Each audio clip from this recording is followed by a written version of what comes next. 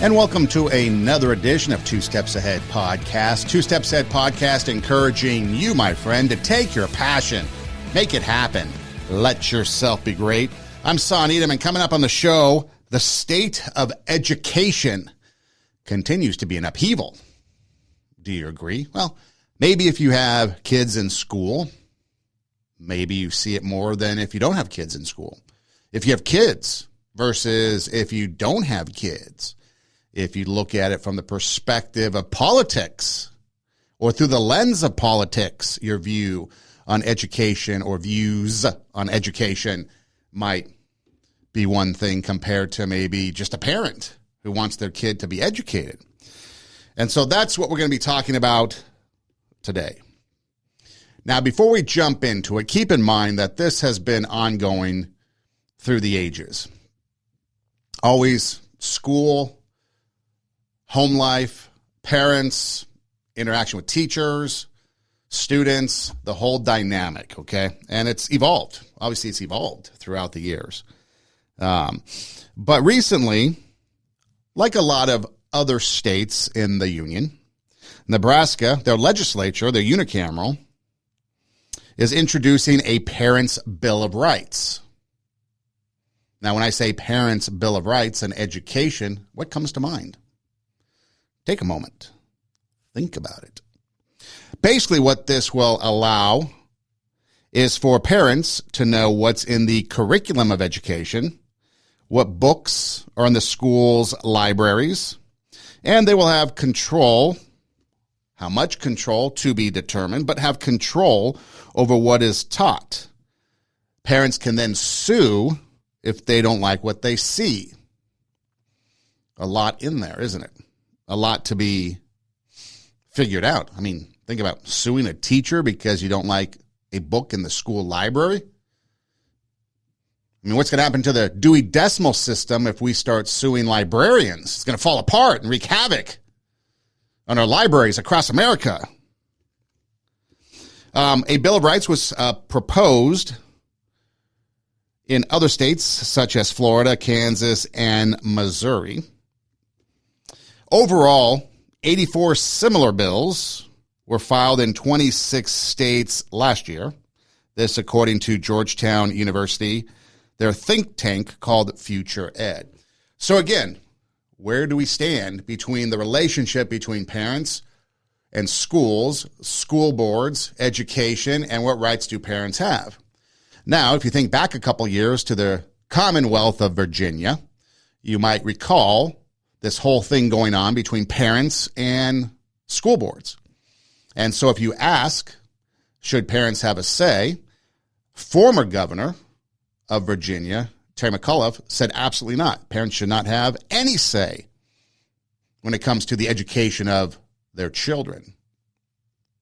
Meanwhile, current governor of Florida, Ron DeSantis, says parents should absolutely have a right in saying what they're being taught, or as it goes, their kids are being taught, and thus the bill in Florida. And so it's one of those things. How much control, how much influence, how much should parents be involved? Now, the Bill of Rights proposal has been inspired lately by fears from some parents that their children are being taught, amongst other things, sex education that is not age appropriate, critical race theory, which if you don't really know what the basis of it is, I'll let you know in a minute. They're afraid that critical race theory is a part of instruction for K through 12, and then inappropriate books that are being stocked in school libraries. And so what this does, this Bill of Rights, it creates a transparency portal in which parents can go on to websites, and it lists all the library books, learning materials, activities, and curriculum that is used for student instruction. The big thing right now is this SEL, social and emotional learning, and the materials that come along with that, and that's where they slide in, apparently, woke ideology, CRT, possibly transgender ideology, and so forth. Now, parents under this bill can request that a school determine whether books or materials should be marked as parental review recommended if they contain inappropriate sexual content or excessive violence or profanity. quick note, if I may, if we are concerned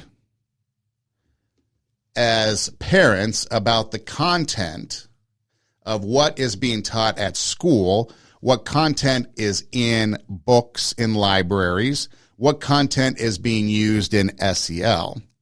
Okay, parents, note for you, if you're concerned and perhaps might object to content, then you better make sure you know what's on your kid's phone, what social media platform they are watching, what engagements are being taken place in social media on their platforms. Because if you're throwing a hissy fit about some of this stuff, what's on your kid's phone is far worse than what they've got going on at school. So just keep that in mind as we move on. Now, again, parents and parents' rights and education is absolutely important, and it really should be a teamwork. I mean, seriously, right? Shouldn't it be a teamwork with parents, teachers, and schools to educate?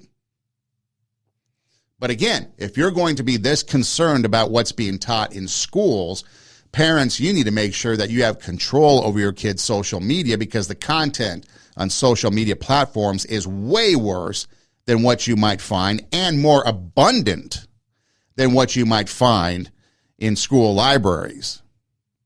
It's way worse than the racist Dr. Seuss, Green Eggs and Ham. But let's move on. These bills also state that parents have rights to expect that their children not be taught or to bear a guilty conscience, or that they're not inherently responsible for actions committed in the past. An apparent reference to the critical race theory, or the fact that just because you are white, you are responsible for slavery as a second grader in the year 2023. So again, that's the Parents' Bill of Rights that's going through, in this particular case, the Nebraska state legislature, the unicameral in Lincoln, Nebraska, but Kansas and others, like Florida and others. Virginia had a big upheaval over their educational system. And in fact, they voted out a bunch of school board members and got a new governor a couple years ago. So a parent's Bill of Rights, is that a good thing? Well, before we delve into that, maybe we should take a look at what should a parent's role in education be? I would say to parents, insert yourself very, very aggressively and be the parent of power in your child's life and influence them for life. You can make the difference. You have to believe in yourself and trust that you are the most important person in this child's life forever. That's why this child was given to you and not to somebody else. And your job is a job for life. Whatever your children decide to become and whatever your children do in life, it is your duty and responsibility to love them and to care for them and to guide them and to be in their lives. So I would say to parents, accept that, because it is a wonderful role that you can play in somebody's life. And so there, the comments are mentioned that you need to insert yourself into your child's life. And of course, this goes beyond education, absolutely. Be a parent of power. You should be able to motivate and inspire these youngins to do great things. It's a job for life. I made sure that my parents had a job for life. Trust me on that. And so that's what you kind of want to do as a parent, right? You want to make sure that you love them, you care for them, and you nurture and foster a type of person that will then become a prosperous adult. Obviously, it doesn't happen all the time. There's a lot of checked out parents that use school as babysitting and various things. So again, we're not talking about a one-size-fits-all problem or solution to a problem. In fact, we're not talking about a one-size-fits-all problem. Problems can be as diverse as students are. Okay? But what are we talking about specifically as parents and their roles in education? And again, should parents have a say in what is being taught to their kids? So on the surface, depending on what side of the fence you're on, I find it interesting that it's become very politicized. I mean, think about this. If you are a Democrat or a liberal, if you want to bring it into the political arena, you are definitely, parents need to stay out. don't understand that, but okay. If you are a Republican or a conservative, you are absolutely, parents should have a say, so much so that, you're even an advocate maybe for homeschooling, okay, that taboo subject of homeschooling. So again, I don't understand why we're talking about it from political terms, because again, when you bring it into the political arena, nothing gets solved. Federal government isn't going to solve anything. It starts at the grassroots level. Okay, so yeah, parents should know, right? You should know what's being taught in school. I mean, there used to be parent-teacher conferences. I think it's still ongoing. There used to be back-to-school nights. Parents used to get a boatload of crap sent home in a daily folder or maybe a weekly folder of all the kids' work. I know arts and crafts used to be sent home. I know teachers didn't want that laying around. But then parents, did you or do you look at them? I'm a part of every once in a while, I'm a part of a school where I'm watching kids and teaching, and we fill out these books and we send them home, and it's supposed to be signed by the teachers and then signed by the parents, and then they can see that communication is going back and forth in these kind of communication books. Well, there's often times that the teacher might make a request of the parent, and it goes 2-3 days before the parent even sees the request because they're not looking at these communication books. They're not signing them. 2, 3, 4 days go by, no parent signature. Maybe the parent forgot. Maybe they didn't look at it. Maybe they don't care. That's the parent's responsibility. But again, there are efforts being made to keep that communication going in certain areas. And some teachers do it great. Some school districts do it great. States do it great. Again, it depends. But there are places where, one, parents and teachers are not communicating. They're at odds with each other. And there are other places where communication between parents and teachers have just fallen apart. Teachers are too busy. They're not sending stuff home. Behavior issues become the predominant means of communication instead of academics, and it just becomes a communication nightmare. But yeah, absolutely, parents should know what's going on in school. I think we should all agree on that, right?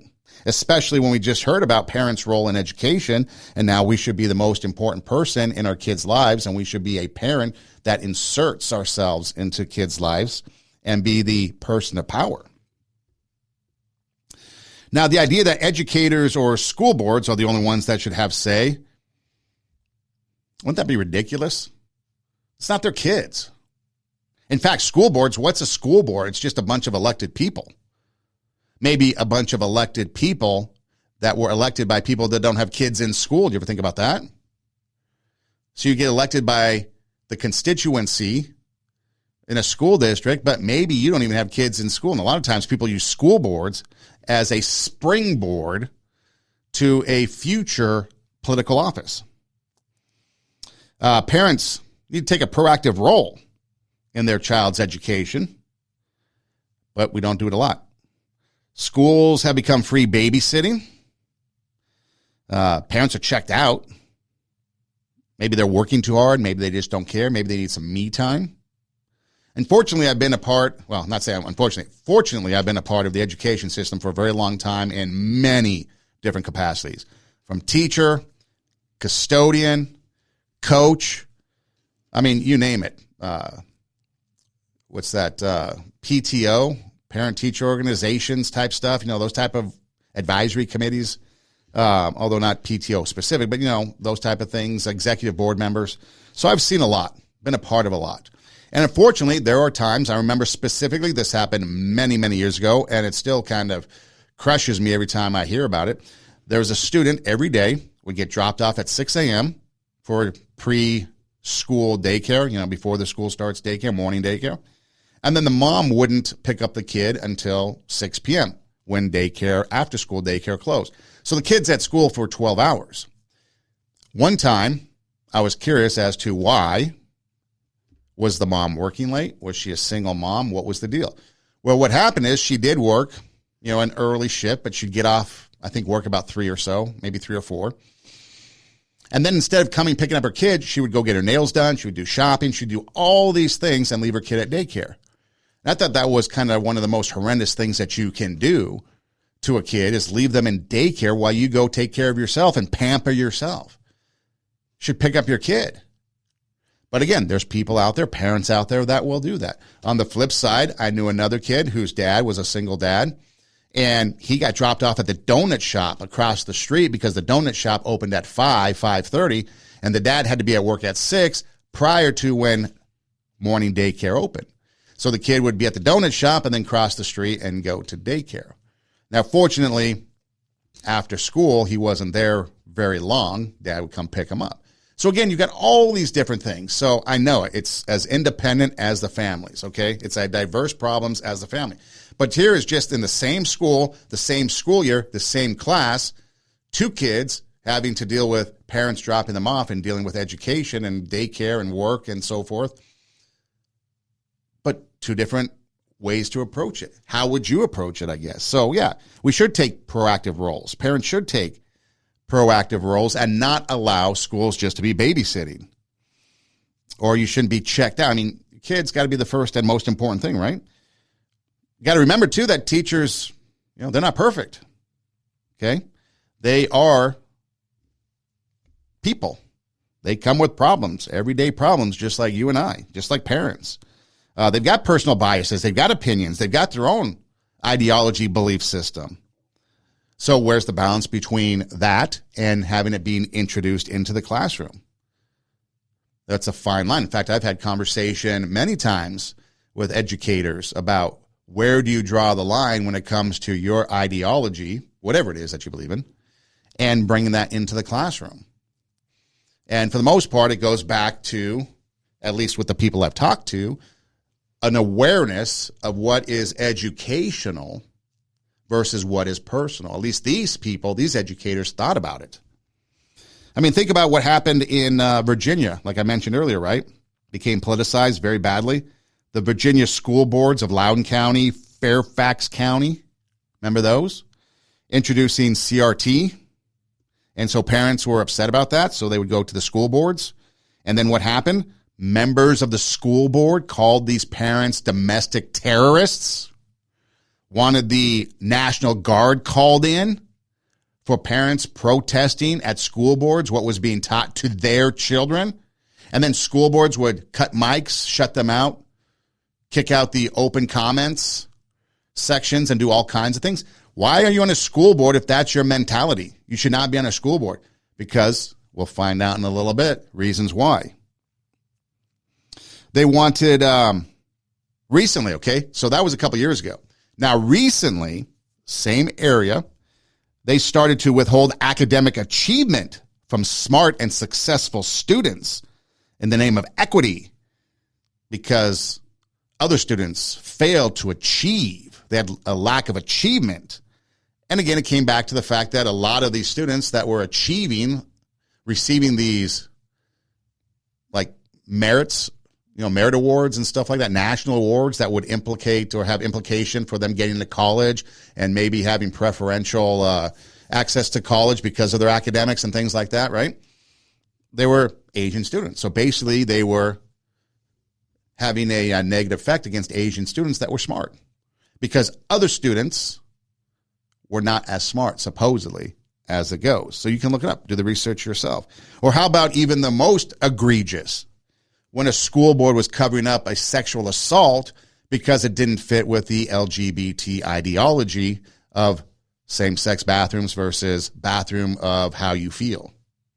So again, school boards have become very dangerous. So again, when you look at the surface of the Parents' Bill of Rights, you might think, okay, yeah, parents should have a say, but really sue teachers, sue school districts? Well, maybe not. Well, as you dig a little deeper, maybe it's required in some cases. Now you might be thinking to yourself, okay, parents are going to sue. Well, I think most parents have common sense. And again, common sense, using your brain, looking at the evidence, looking at what's going on, reason, logic. Those are things we've lost in America. Common sense, reason, logic. That's how I approach the show. And I've mentioned it before in other episodes. Common sense, logic, reason, and then do the investigation or looking for the information, the research I do myself beyond the headlines. Okay? Nobody's going to just tell me information and I just accept it. I'm going to do the research on it. Another quick example. Ohio School District. they are struggling. Apparently, there was an undercover video in which staffers were saying that they mislead parents who oppose critical race theory and other related concepts that are being taught to their kids. Iowa and a couple other states had teachers on these undercover videos get caught admitting to lying to parents about what's being taught.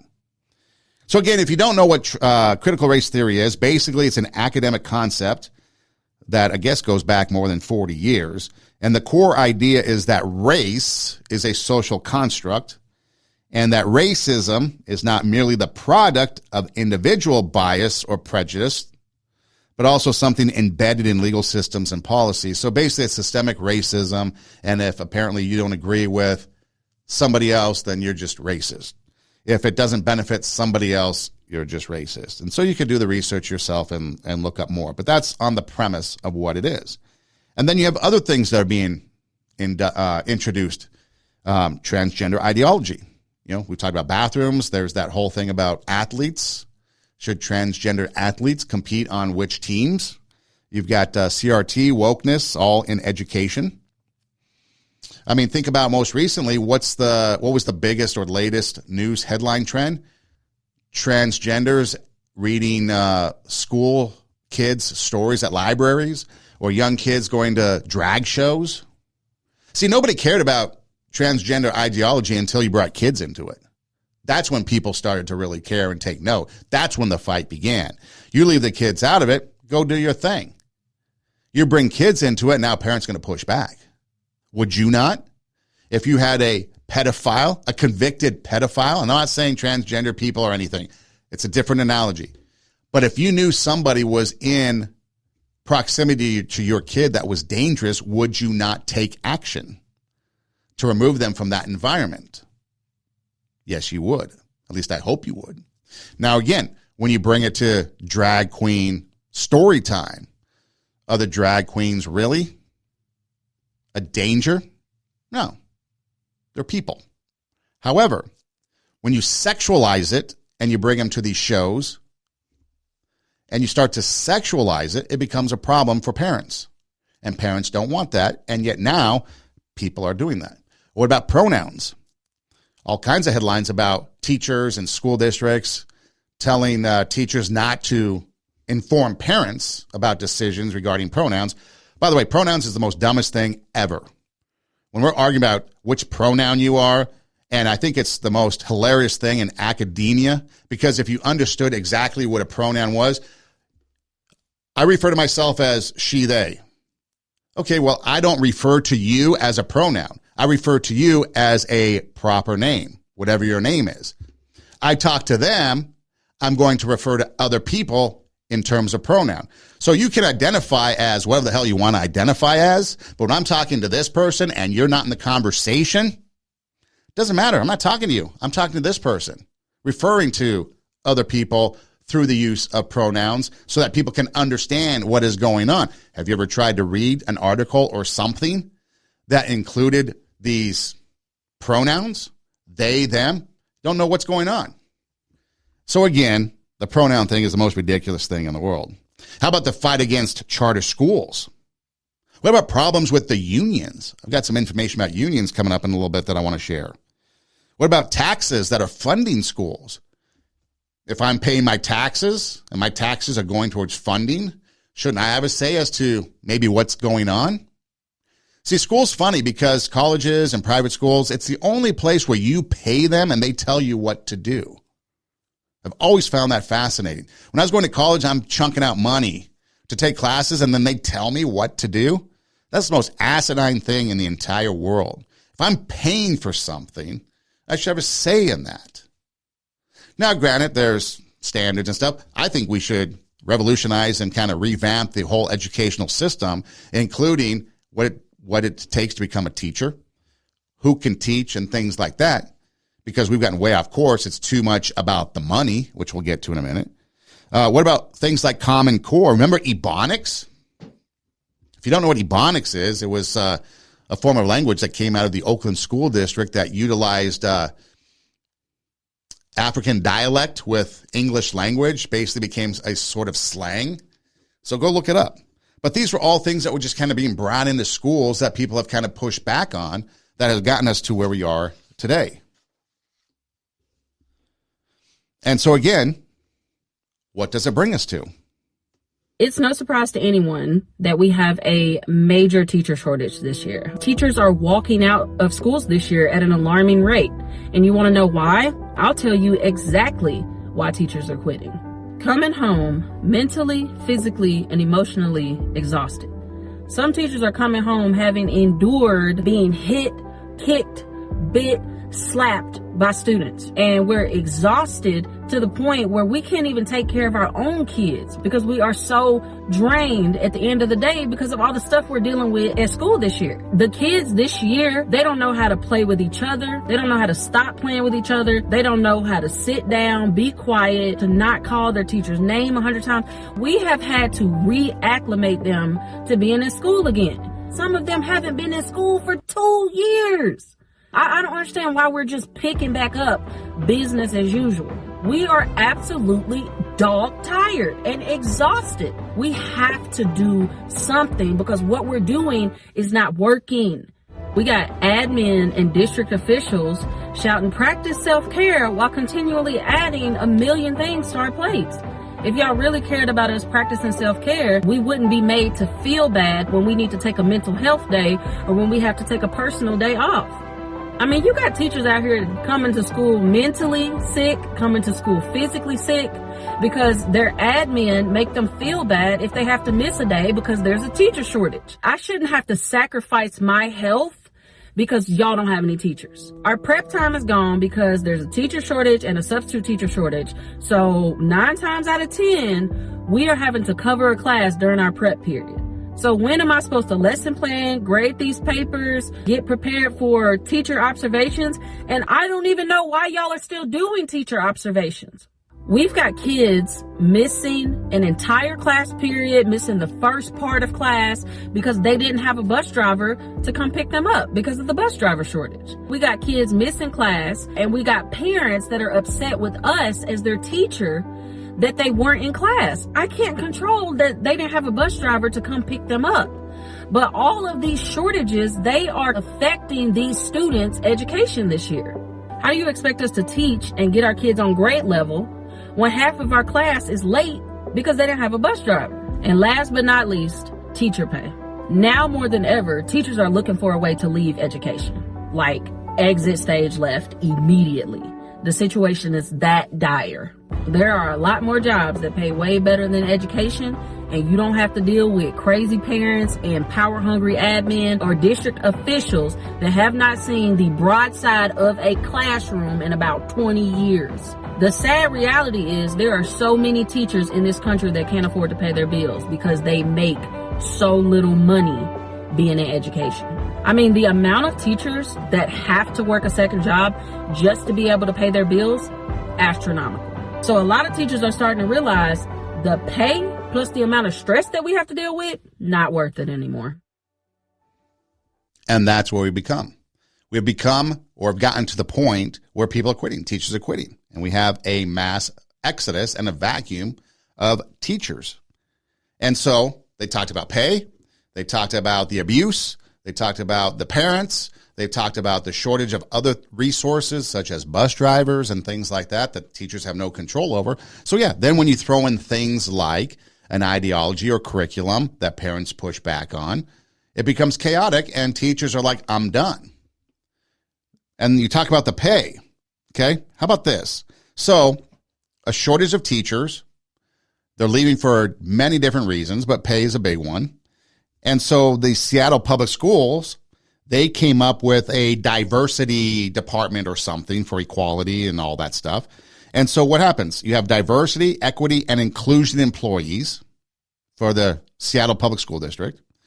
Okay, some guy by the name of James Bush was making $241,000 when he got promoted to Chief of Equity, Partnership, and Engagement. And again, it's all about inclusion and race relations and things like that. Okay, go look it up yourself because it's endless of what it could be. But almost $100,000 raise just from going to whatever he was to Chief of Equity, Partnership, and Engagement. Does that have anything to do with the classroom? Probably not. Has he ever been in the classroom? I don't know. But again, $241,000. How about Mia Williams, Chief of Office of African American Male Achievement? $231,000. How about Manal Al-Ansi? $154,000 as Director of Racial Equity Advancement. How about Keisha Scarlett? $231,000, which is up from $158,000 when she was made Chief Academic Officer of Inclusion. A first-year teacher, mind you, with a bachelor's degree makes $63,000. Now you might say that's a lot, but it's not really when you think about all the things that they do. So a teacher in the classroom, and granted, first-year teacher, it's based on experience and stuff like that. But James Bush, does he have any experience as Chief of Equity, Partnership, and Engagement? Probably not. But he's getting big salaries. So what happens is you got these administrators that sit disconnected in their administration offices making big bucks, doing whatever it is they do, kind of like a mini Capitol Hill where they just sit there and engage in whatever that comes across, and they're disconnected from the classroom. And they're making big money. And this is how it is all across the country. Pick any school district. Pick LAUSD. Pick New York City. Pick whatever school district and look into it and see how much money is being spent on big-time administration salaries, expenses for lunches, and who knows whatever else, versus how it goes to the classroom. Again, I have to bring up the California Lottery. When California Lottery was first presented a number of years ago, was it even the 80s? Maybe it was in the 80s. The whole pitch was that money and education would no longer be a problem. There will always be money for education. That's what the lottery was for, money for education. As California teachers and school districts and people now, where's that money? They don't have it. There's a big lie. Or if it wasn't a lie, it definitely got misspent and misappropriated over the years, and the money's not there. And teachers don't have the resources. But the fat cats at the administration office, they have it. So why is there diversity, equity, and inclusion? Why are they making money? Sure, we probably need it. But do they really need to make extra amounts of money? Do you really need to go from $151,000 to $241,000 just because you got promoted to Chief Equity, Partnership, and Engagement? Probably not. Imagine that $90,000 going towards an elementary school in the district instead of this fat cat's wallet. Imagine Mia Williams or maybe Keisha Scarlett and her, $70,000, $80,000 that she got when she got upped. Imagine between those two people alone, that's almost $200,000. Imagine how much $200,000 could go in those public schools. That'd be a lot. Teacher salaries, resources, hiring bus drivers so students can get to school on time. Why are administrators making so much money? Oh, they earned it. Did they really? Or were they appointed? Were they teachers before? Did they go just get a doctorate degree in organizational leadership, educational leadership, and now they're qualified? Or have they done actual leadership stuff? Did they go through the ranks, teacher, vice principal, principal, whatever? I don't know because I haven't looked into it here, but those are questions that should be asked. What makes these people qualified to hold these positions and make this much money? Or could this money be better spent in other places? Absolutely. It could be. And it should be. Real quick on unions. I know people pay money into unions, whether you like unions or not, but think about this for a second, okay? The American Federation of Teachers, Randy Weingarten, you've seen her on TV. She makes an average salary or basically a salary of almost $500,000 a year. On top of that, $74,000 in other expenses and compensations, almost $600,000 a year. Okay, that's according to the American Federation of Teachers revenue tax form. Okay, now the median salary for public schools is $62,000. Again, as a union president, $500,000, $600,000. Why? Then on top of that, you have 43 VPs listed on their website, the union's website. So if she's making almost $600,000, let's just say you have 43 making $100,000, which is a lot, which is not the case. Imagine how that adds up. And in fact, I had their document here, and I think it stated that they have about $212 million that they spend. The union, this is just the union, okay? So think about this. You're paying your dues to the union, okay? So in salaries, benefits, and payroll tax at the national office for governance, it's nearly $5 million. And you take a look at these expenses, mobilization and organization, basically protesting, political and legislation advocacy, $55 million on advocacy, $41 million spent on organization and mobility or mobilization. And so when you take a look at the consolidated statement for functional expenses, that includes salaries, benefits, payroll taxes, professional fees, travel, meetings, assistance to states, rebates, marketing and promotions, publications, on and on, printing and postage, $212 million goes towards that. $212 million goes towards education, but nothing educational. So a lot of money is being spent, and it's not benefiting students, not benefiting teachers, not benefiting anybody academically or educationally. Sure, unions they sit there and they may say, we're going to help you with salaries and negotiate contracts and stuff like that. But to the tune of $212 million, to the tune of $600,000 if you're a union president. And that doesn't even include the money spent on the National Education Association. Okay, so what about kids? Fat cats are making their dough. So the program for international student assessment, which tests 15-year-old students around the world and is administered by the Organization for Economic Cooperation and Development. Well, U.S., they do these testings. The U.S. placed 11th out of 79 countries in science, but ranked 30th out of 79 countries in math, 11th and 30th. Now, I'm in a program where I help teach English and math. And yeah, people's reading skills are a lot better than their math skills. When math was numbers, people get it.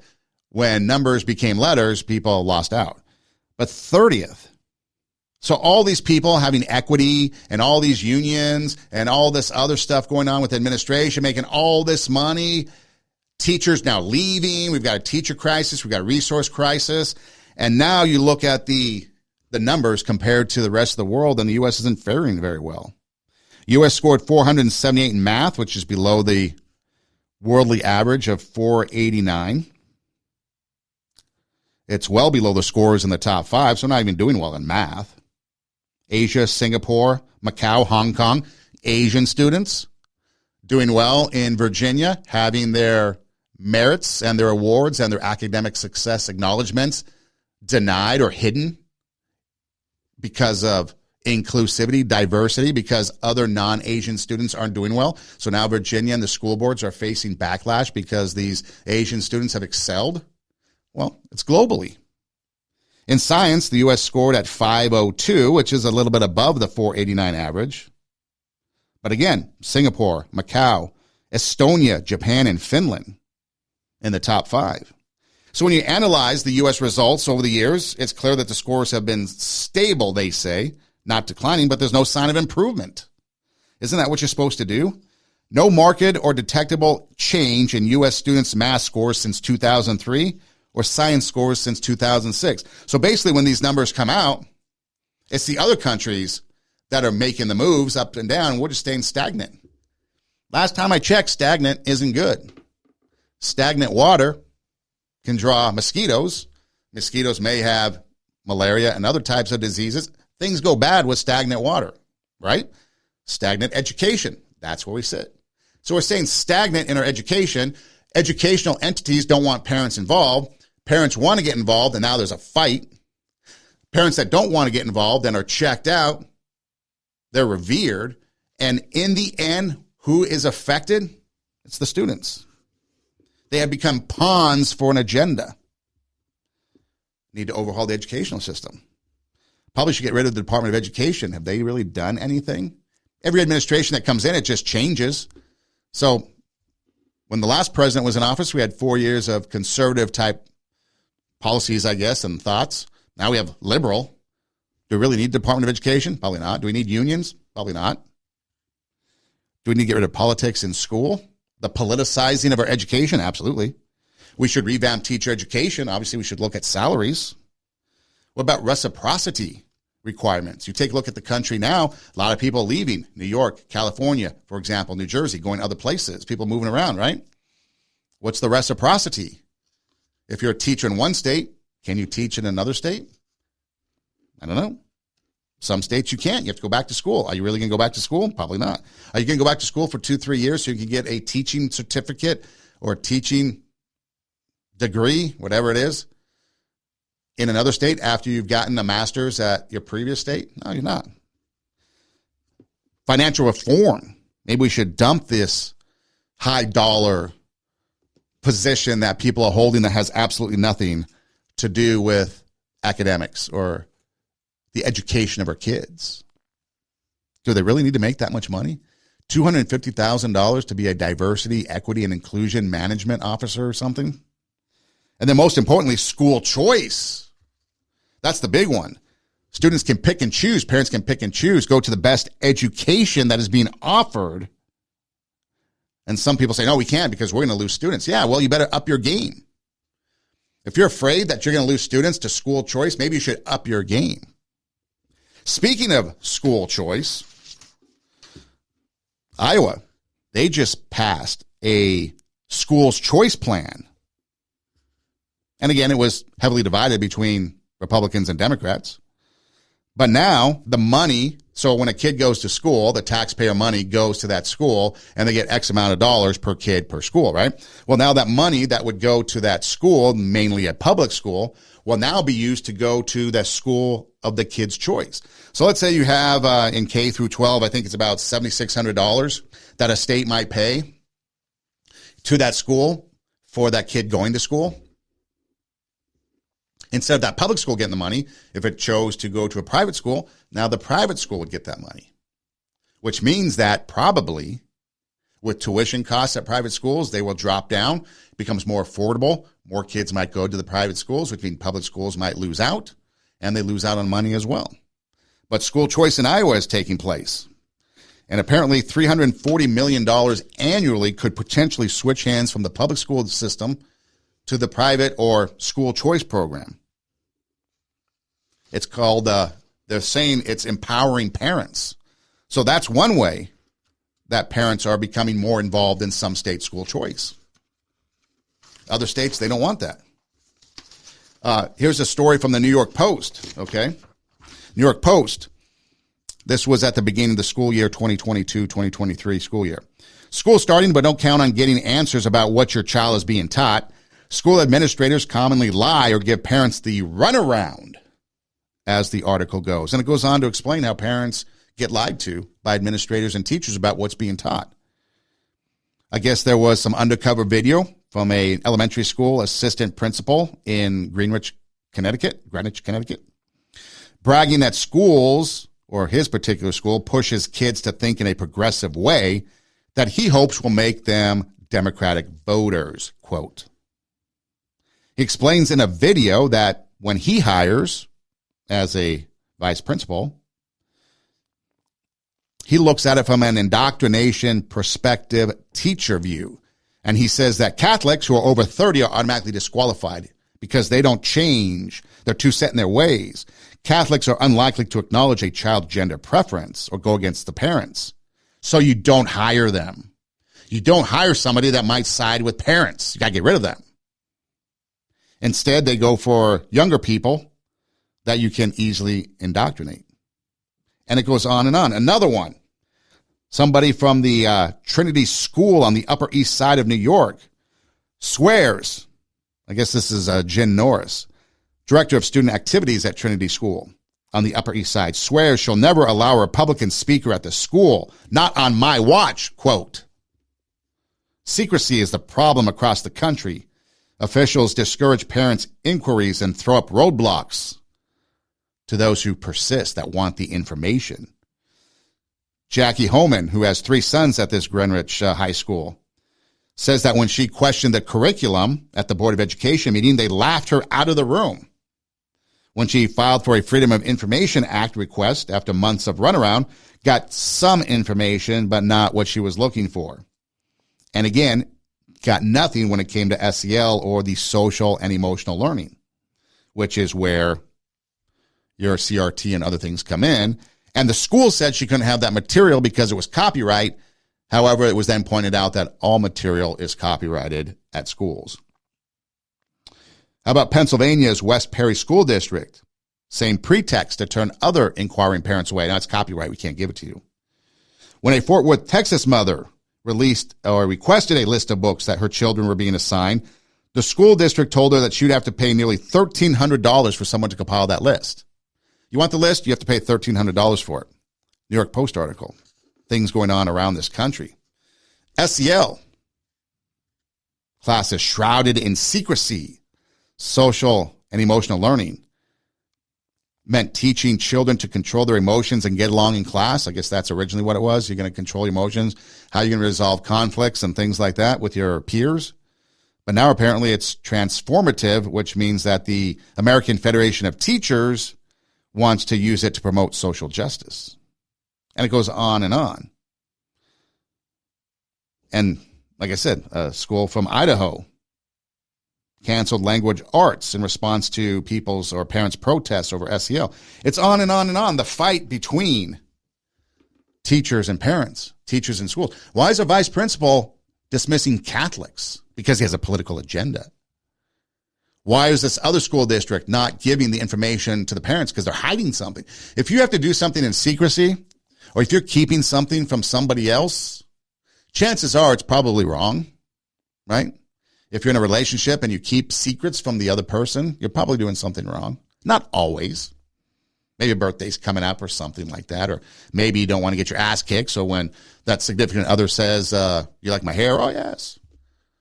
Do these jeans make me fat? Oh, no. So you may lie to protect yourself. But again, why are you doing something in secrecy? Why are you lying? Probably because you have an agenda that you don't want out there. And that is where it becomes wrong. And so at first, when I was reading this whole thing about parents and their Bill of Rights and the transparency, but then when I saw the suing part, I was like, wow, that seems to go a little bit far. But then as you delve into it more and more, it kind of makes sense so that parents have the ability to combat some of this stuff that's going on. I know if I had kids in school and I had to endure some of this, and let's say I just went and questioned something and I was getting the runaround, that'd piss me off. I'd want recourse. And if I could sue, I'd slap a lawsuit on that person. Absolutely. I wouldn't do it willy-nilly just because, but it would be a great resource for me to be able to do that. Or then what about this teacher?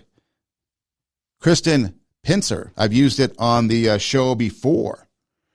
She was bragging on social media. I think she ultimately got removed from the classroom, but she was bragging on social media about this. Okay, so during third period, we have announcements and they do the Pledge of Allegiance. I always tell my class, stand if you feel like it, don't stand if you feel like it, say the words if you want, don't have to say the words. So my class decided to stand but not say the words. Totally fine. Except for the fact that my room does not have a flag. It used to be there, but I took it down during COVID because it made me uncomfortable.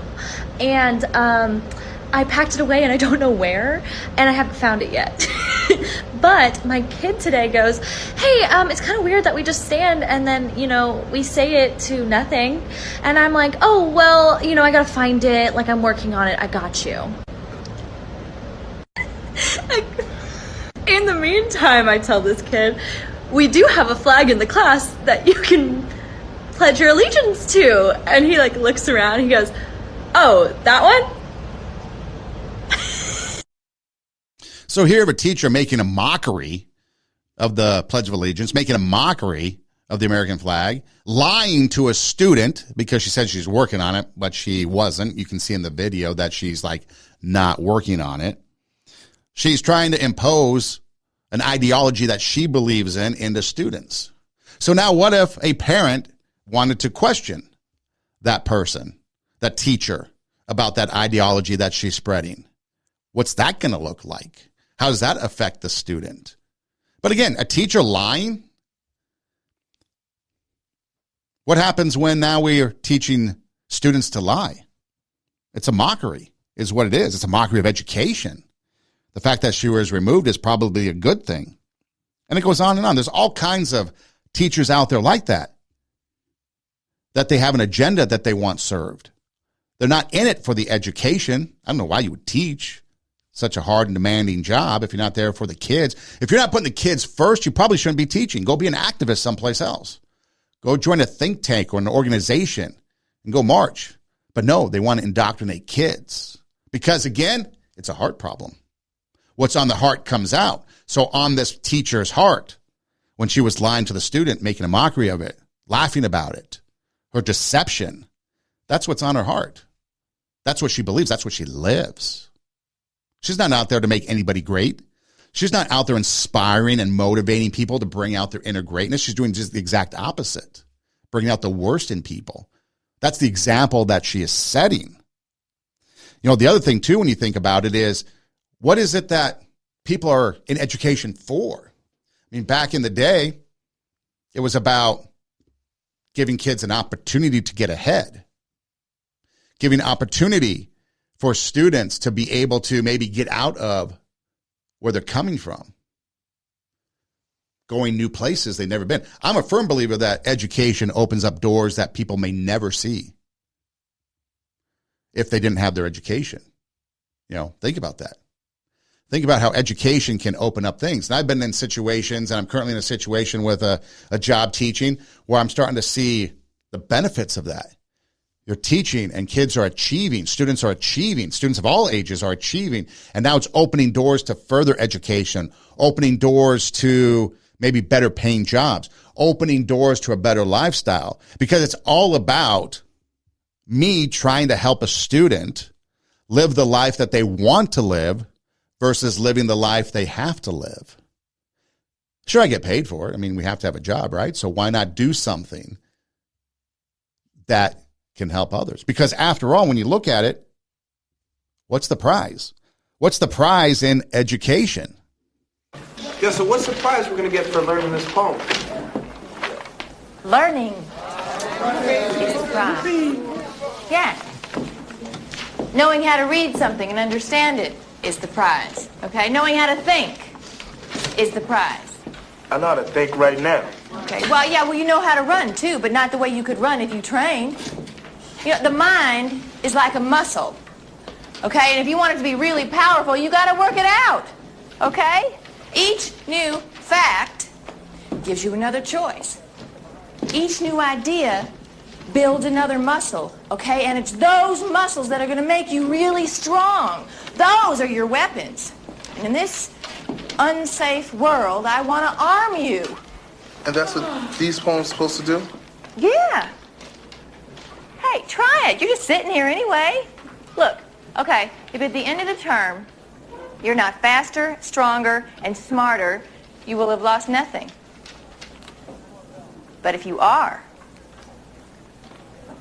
you'll be that much tougher to knock down. Education makes you stronger. It really does. Whether you use it or not, it makes you stronger. It makes you more in the know. Recently, you just see a lot of people getting educated via Twitter and social media, and that's why we're in a problem state that we're in socially. So again, I go back to the very beginning. Should parents have a Bill of Rights? Well, it shouldn't get to the point where we need a Bill of Rights, where we need legislation to allow parents into the classroom. That should have been done through mutual respect and teamwork. But instead, now we have to have legislation because educators don't want parents to know what they're doing. They're domestic terrorists. They shouldn't know because it's not their kids. It's my kids. It's the school's kids. No, it's not. And so we have legislation now. Should there be lawsuits? Shouldn't be. But if that's a recourse, then maybe we need to have that. Maybe we need to have parents with a path to be able to take action if necessary. But what it comes down to really is communication. Parents and teachers and schools should be working together, not against each other. Kids, students, they're not pawns in a political agenda, but that's what they become. We no longer care about students' education. We care about indoctrinating them with a political ideology. It doesn't matter what the future is going to look like because we're living in the now. And that's a shame. That's too bad. We should be pushing our kids to achieve. We should be pushing our kids to get us into the top 5 globally when it comes to that academic research and academic testing. We should be striving to have higher reading levels. We should be striving to have higher math levels, science levels. But instead, it's all a political game.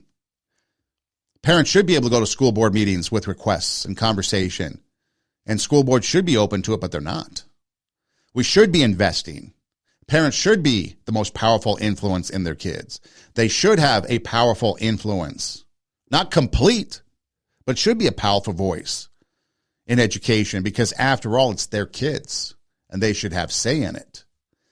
But if you're going to have 2, 3, 4 people on a school board, or maybe a few administrators in the office sitting in their castle with their high salaries, making things, making decisions without input, it becomes wrong.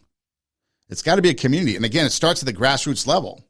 It starts at the grassroots level, and then from there, in our neighborhoods, in our communities, in our local schools, putting kids first, putting their education first, working together as a team with parents, with teachers, administrators, with school boards, with outside organizations, athletic coaches in the community, athletic coaches at the schools, civic organizers, civic organizations need to come together and be able to create an environment that fosters the path to success for kids and not the path to self-promotion. I'm going to do this because if I do, I will get a better position down the road. Sure, we want promotion. Sure, we want rewards for doing a great job. I'm fine with that. But this is a selfish, narcissistic agenda. I want to serve on a school board and assert my authority and my political ideology so that way then I can run for city council. And then from there, maybe county board of supervisors, and then maybe state legislature, and then maybe end up on Capitol Hill in Congress somewhere. And that's what it's become. And when you get to the college campus, it's a whole new ball game. That's steroids to the 10th degree when it comes to all of this that we've just talked about. So again, if you're a parent and you're concerned with all this, great. Keep pushing. But you should also be concerned about stuff that's going on outside of school. Who are they hanging out with? What's on their phone? What social media are they engaged with? What content are they watching? What movies? What video games? What music? If you're not concerned about that, you're a hypocrite. Because that is far more influential on kids today than, unfortunately, academics are. More people can tell you what the latest TikTok trend is or how to do the latest trendy dance. But yet they can't give you algebra. They can't give you math equations and solve it. They can't. It's something that needs to be changed, and we need to work together. This is Two Steps Ahead podcast, encouraging you to take your passion, make it happen, let yourself be great. I'm Son Edom. Hey, check out our website at radiowarp.com. That's radio, W-A-R-P, radiowarp.com. You can scroll through there and you can click on the Two Steps Ahead podcast logo, and all of our shows pop up in video form. And then there's a link to our SoundCloud account, and you can click on that, and it takes you to the audio page where you can download audio and take it with you on the go. There's also some other things on radiowarp.com that you can enjoy, other podcasts, and there's a listen live button in the upper right-hand corner. You can click on that and listen to the podcast as it's scheduled throughout the week, or you can listen to some music that's being played. It's a 24-hour streaming radio station, so check that out. Instagram, TWO, Two Steps Ahead podcast, Linktree link in the bio. Click on that, and all of these options come up. You can listen to the show anywhere you listen to podcasts, and if you are lost, just do an internet search, TWO, Two Steps Ahead podcast, and we pop up. Hey, take your passion, make it happen, let yourself be great. I'm Son Edom. Hey, thanks for listening. Do tell a friend, and until next time, God bless.